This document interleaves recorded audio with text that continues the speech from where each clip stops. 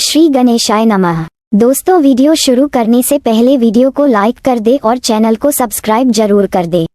Story name is Ishqbaz Session 2 and this story is begin from chapter 276 and guys don't forget to share your reviews and put on your earphones before starting the video for better experience। तो चलिए शुरू करते हैं। उसने मुझे मेरा नाम पूछा, मुझे कुछ भी याद नहीं था। दादी का रखा हुआ नाम मैंने उसे बताया और उसके बारे में पूछा तो उसने मुझे बताया कि वह विवान खन्ना है, एक बहुत ही बड़ा बिजनेसमैन और मेरे पापा का दोस्त।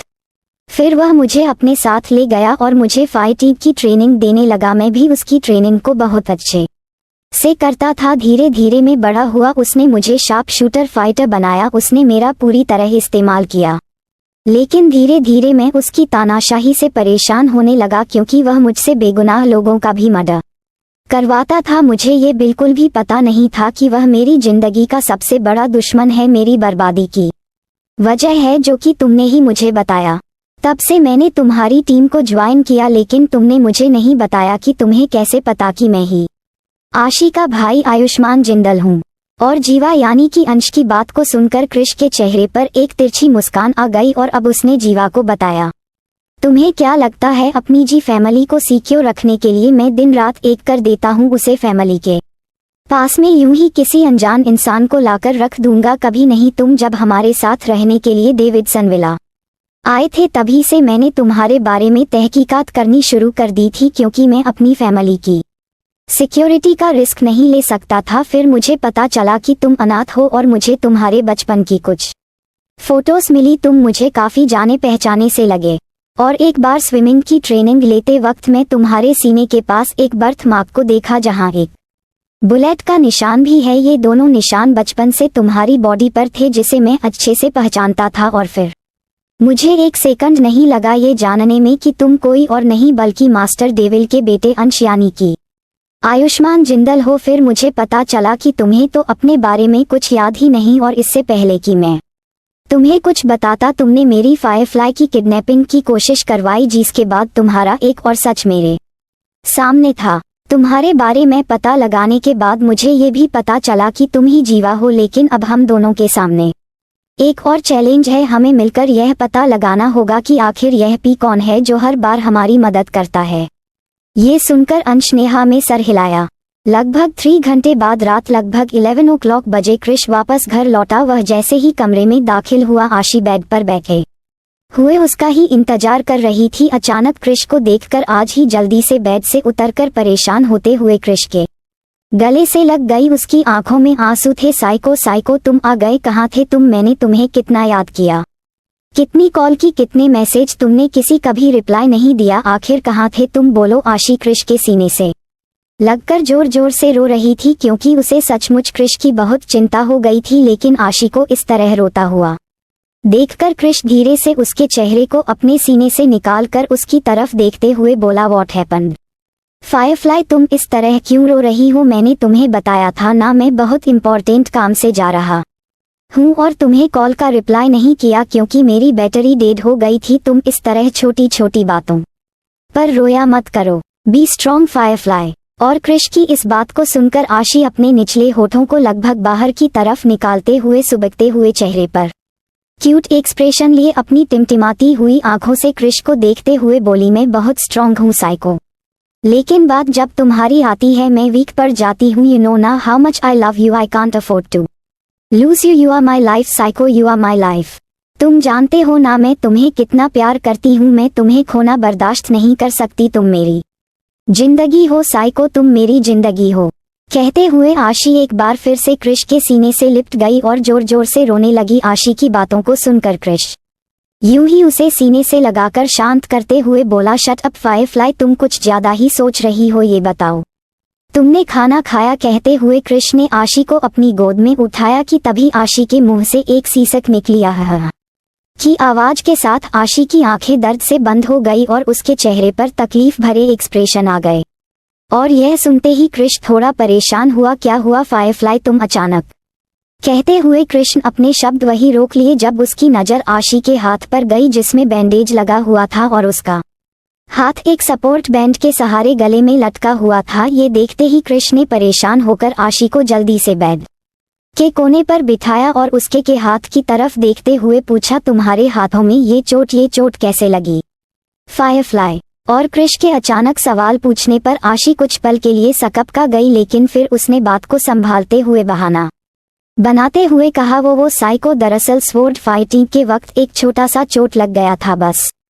कहते हुए आशी अपनी नज़र इधर उधर कर रही थी और उसकी बात सुनकर क्रिश उस पर गुस्सा करते हुए बोला, छोटी सी चोट? तुम पागल हो क्या? फायरफ्लाई ध्यान कहाँ रहता है तुम्हारा? इतने दिन हो गए हैं तुम्हें ट्रेनिंग लेते हुए, अभी भी तुमसे यह एक्सीडेंट होते रहते हैं, दिखाओ मुझे कितनी चोट लगी है। कहते हुए वह आशी की बैंडेज खोलने लगा कि तभी आशी दिल ही दिल में घबरा गई, क्योंकि अगर क्रिश ने उसके जख्म देख लिए तो उसे एक सेकंड नहीं लगेगा ये जानने में कि यह किसी तलवार की नहीं बल्कि गोली की चोट है।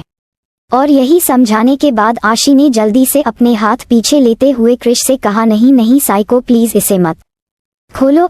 तुम्हें पता है ये बैंडेज करने में मुझे कितना दर्द हुआ था, और फिर तुम इसे खोलकर दोबारा बैंडेज करोगे? थोड़ी सी चोट है, जल्दी ठीक हो जाएगी। डॉक्टर फ्रैंक ने मुझे अच्छी मेडिसिन दी है, और तुम्हें पता है मुझे ना बहुत जोर से भूख लगी है, तुम नहीं थे तो मैंने खाना भी नहीं खाया। अब तुम जल्दी फ्रेश होकर आ जाओ, फिर हम दोनों साथ में मिलकर खाना खाएंगे, ओके? और आशी की बात को सुनकर क्रिश कुछ पल के लिए उसे देखता ही रह गया, फिर वह हाँ में सर हिलाकर चुपचाप बाथरूम में फ्रेश होने के लिए चला गया। अब वह गर्म पानी के नीचे शावर ले रहा था कि तभी उसकी नज़र बाथरूम में पड़े हुए काले रंग के लिंक पर गई। क्रिश शावर के नीचे से हटकर पंजों के बल बैठकर उसे लिंक को अपने हाथों से उठाकर देखता है तो उसके चेहरे के एक्सप्रेशन कुछ गंभीर हो गए थे। कुछ देर बाद वह फ्रेश होकर वापस कमरे में आया तो देखा आशी सोफे के बगल में टेबल पर अपने एक हाथ से धीरे धीरे डिनर की प्लेट सजा रही थी। क्रिश को देखकर उसके चेहरे पर प्यारी सी मुस्कान आ गई। साइको देखो, मैंने खाना अरेंज कर दिया, तुम जल्दी रेडी होकर आओ वरना खाना ठंडा हो जाएगा। आशी की बात सुनकर क्रिश ने उसे कुछ पल देखा और बिना कुछ बोले रेडी होने के लिए क्लोज इट रूम की तरफ गया। थोड़ी ही देर में वह अपनी बॉडी पर सिर्फ एक लोअर पहनकर बाहर आया। वह इस वक्त शर्टलेस था। क्रिश आशी की बगल में सोफे पर बैठा तो आशी जल्दी से अपनी जगह से उठकर जल्दी से क्रिश की लैप पर बैठ गई और अपना दूसरा हाथ क्रिश के गले में लपेटकर प्यार से बोली, चलो अब जल्दी जल्दी खाना खाओ और मुझे भी खिलाओ, मुझे बहुत जोर से भूख लगी है। इतना कहकर उसने अपने होठों का पाउट बना लिया। वह इस वक्त बहुत प्यारी लग रही थी। कृष्ण आशी की तरफ देखा जिसने इस वक्त वाइन कलर का एक नाइट सूट पहन रखा था। ऊपर शर्ट के जैसा बटन वाला टॉप था और नीचे शॉर्ट्स थे। ये गर्म कपड़ा था क्योंकि कैलिफोर्निया का मौसम फिलहाल ठंडा था। आशी ने अपने थोड़े से बालों को पकड़कर ऊपर हाइट पोनीटेल बना रखा था, बाकी सारे बाल उसके खुले थे। ये कोरियन हेयर स्टाइल की तरह लग रहा था जिसमें वह बहुत ही खूबसूरत लग रही थी, बिल्कुल क्यूट बाबी डॉल की तरह। पैरों में टेडी बेयर वाले सॉफ्ट स्लीपर। आशी की इस हरकत पर कृष्ण ने फिलहाल कुछ नहीं कहा और उसे यूं ही अपने हाथों से खाना खिलाना शुरू कर दिया। इसके साथ ही वह भी खाना खा रहा था। खाना खाते हुए आशी बार बार बच्चों की तरह अपने पैर हिला रही थी, कृष्ण के गालों पर किस कर रही थी, उसके बाल से खेलते हुए उन्हें बिगाड़ रही थी। कृष्ण का अटेंशन अपनी तरफ रखने के लिए उसने खाना खाते हुए दही की तरफ इशारा करते हुए कहा, मुझे वह भी दो ना साइको, मुझे दही खानी है। और यह सुनकर कृष्ण उसके चेहरे की तरफ घूरने लगा। क्या हुआ, तुम मुझे ऐसे क्यों देख रहे हो? बिहेव योरसेल्फ फायरफ्लाई, क्या कर रही हो? बच्चों की तरह एक्ट करना बंद करो, शांति से बैठो। समझी? तुम्हें अच्छे से पता है दही खाकर तुम्हारी तबीयत खराब हो जाती है, इसके बावजूद तुम उसकी डिमांड कर रही हो क्या?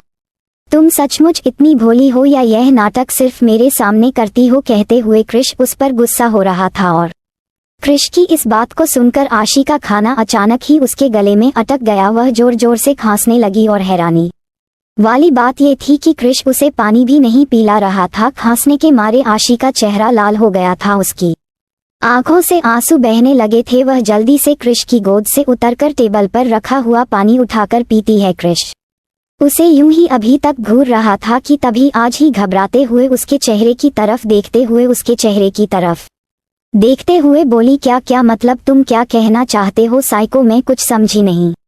वहीं दूसरी तरफ राका और याना का कमरा।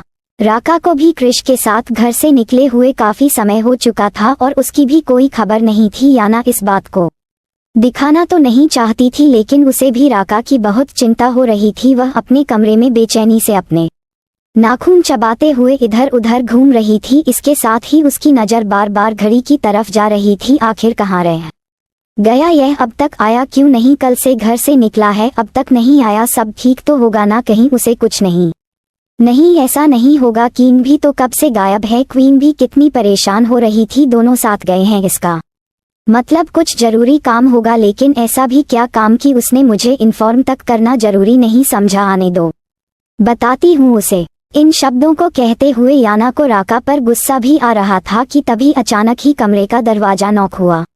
जाना नहीं, नजर उठाकर घड़ी की तरफ देखा जिसमें रात के लगभग 12:30 बज रहे थे। इस वक्त कौन होगा? कहीं राका?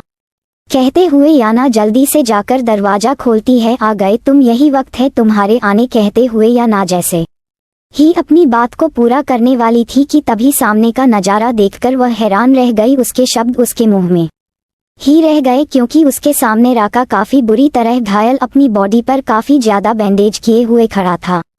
याना को एक नज़र देखकर वह बिना कुछ बोले कमरे के अंदर दाखिल हुआ कि तभी याना भी अपने होश में आई और तेजी से राका के पीछे कमरे के अंदर दाखिल हुई। वह अपने सामने परेशान नजरों से राका को ऊपर से नीचे तक देख रही थी, जिसके सर पर काफी ज्यादा बैंडेज हुई थी। गालों और चेहरे के पास कई चोट थे जिस पर कुछ बैंडेज लगे हुए थे। राका कमरे में आकर अपनी जैकेट निकाल ही रहा था, जहां उसके हाथों और सीने के पास भी कुछ जगहों पर चोट लगे हुए थे। अब राका ने अपनी टी शर्ट निकालकर फ्लोर पर फेंक दी, जो कि खून से लगभग पूरी तरह रंगी हुई थी और सूख चुकी थी। वह काफी जगह से फट चुकी थी। राका के पेंट भी नीचे से कई जगह पर फटे हुए थे, लेकिन उसके चेहरे पर दर्द का नामो निशान नहीं था। अब राका अपने हाथ की एक्सपेंसिव वॉच निकालकर सामने टेबल पर रखता है। पैरों के जूते खोलकर साइड में रखकर वह याना से बिना कुछ बोले बाथरूम की तरफ अपने कदम बढ़ा देता है कि तभी याना भी परेशान होकर राका को जाता हुआ देख रही थी। उसे समझ नहीं आया आखिर राका को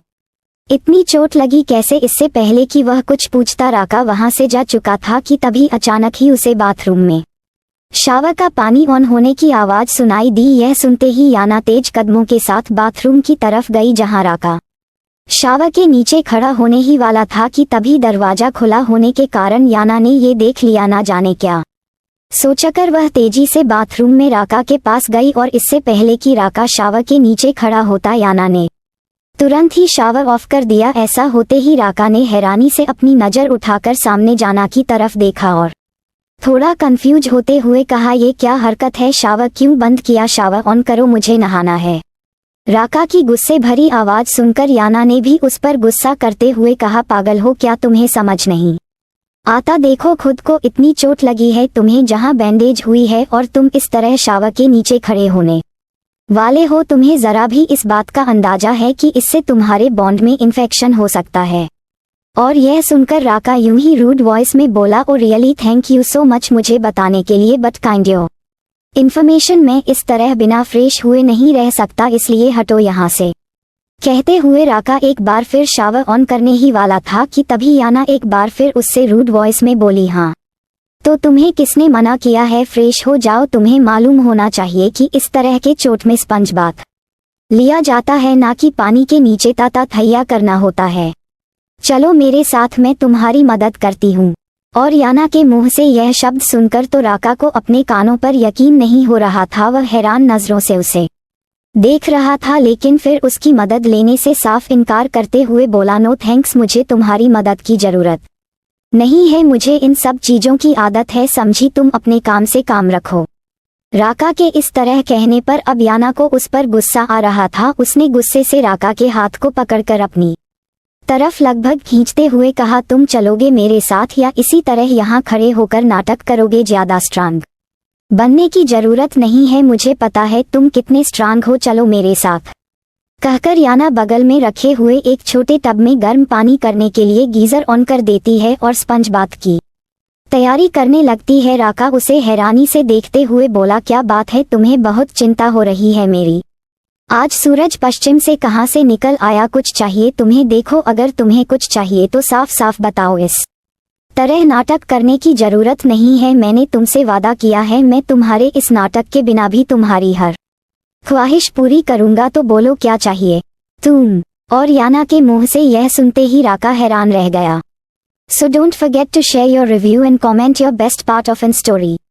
और अगर आपने अभी तक हमारे चैनल को सब्सक्राइब नहीं किया तो कृपया इसे सब्सक्राइब करें और बेल आइकन पर क्लिक करें ताकि आप हमारी नई कहानी पहले पा सके। And if you like my story so comments your feelings with heart emoji. तो मिलते हैं नेक्स्ट वीडियो, तब तक के लिए राधे राधे।